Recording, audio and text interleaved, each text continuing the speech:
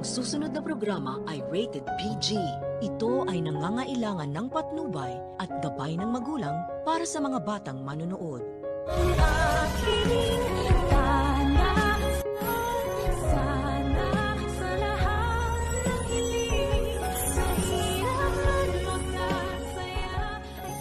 Talaga namang nakakainis na ang pagmumukha ni Carlos dahil huling-huli na nga siya na may connection talaga silang dalawa ni Zoe. Ay todo tanggi pa ang loko-loko. Pero ang mas nakakainis din naman ay itong si RJ pagkat nag-switch na naman siya sa pagiging engot niya. Nang sabihin kasi ni Giselle na hindi na daw siya mapipigilan sa pagpapablatter niya sa mag-inang loka-lokang sina Moira at Zoe ay pinigilan siya ni RJ. Diretsahan niyang sinabi ni RJ na wala daw talagang pakialam itong kapatid niya kahit na magkasira sila ng anak niya. Pangiinsulto niya pa na kung sa bagay daw ay sariling ang anak ni Giselle ay wala siyang pakialam. Nagpanting tuloy ang tainga ng kapatid niya at binigyan ng isang lumalagapak na sampal itong si Robert. Dapat siguro ay mas nilakas-lakasan pa ni Giselle ang sampal sa kapatid niya upang kahit papano ay maalog naman ang utak nito at manumbalik na ang memorya niya pagkat napakatagal na nga pero hindi pa rin bumabalik ang mga alaala niya. Kaya nga diretso ang maliligayang araw nitong mag-inang loka-loka at pati na rin ang kumag na si Carlos. Nang sabihin nga ni Annalyn na kaya siya nag-iimbestiga ay gusto niya lang talagang malaman kung nasaan na ba ang lolo niya,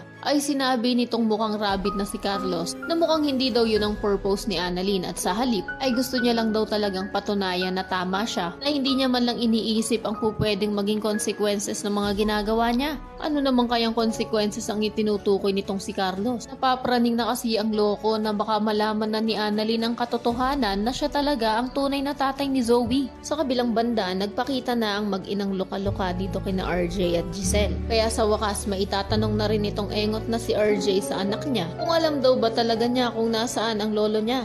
Umiiyak namang sasabihin ni Zoe kay Moira at kukumbinsihin ito na umamin na daw sila. Hindi na rin ako mag-e-expect na aamin talaga itong mag-inang loka-loka. Dahil sinabi nga ni Moira kay Zoe na mag-switch na nga daw ulit siya sa pagiging maldita niya at demonyita. Dahil may plano pa nga daw sila sa lolo niya. Kaya panigurado na kahit na naaawa itong loka-lokang si Zoe sa lolo niya, ay hindi pa rin siya aamin. At sa halip ay magiging sunod-sunuran na naman sa lupa-lupa niyang ina. Yan ang mga dapat niyo pang abangan. Kaya naman kung isa ka rin sa mga nauumay na dito sa abot kamay na paulit-ulit ang mga eksena na palagi na lang sina Moira ang nagwawagi, ay pakiclick naman ng like at subscribe button. Pwede ka rin mag-iwan ng komento sa ibaba kung isa ka rin sa mga nagnanais na tapusin na nga nila itong abot kamay. Maraming salamat sa iyong panonood.